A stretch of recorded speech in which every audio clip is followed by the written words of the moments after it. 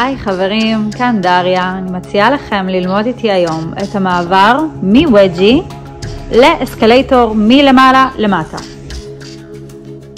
אני בווג'י, רגל שמאל שלי בפנים, אני אניף אותה ואני אעביר את החישוק ליד ימין שלי לאסקלטור.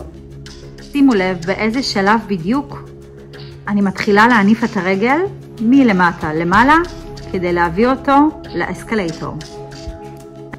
אפשר בהתחלה לנסות להיות בווג'י, להניף את הרגל למעלה ולתפוס עם היד ורק אחרי זה לעבור לאסקלטור. המעבר ייראה נקי וחלק אם אני אטה את הגוף ואת הראש קצת שמאלה ואנסה לשמור על הרגל ישרה וכך גם עם הזרוע. מאמינה בכם, תמשיכו לנסות ולתרגל בהצלחה.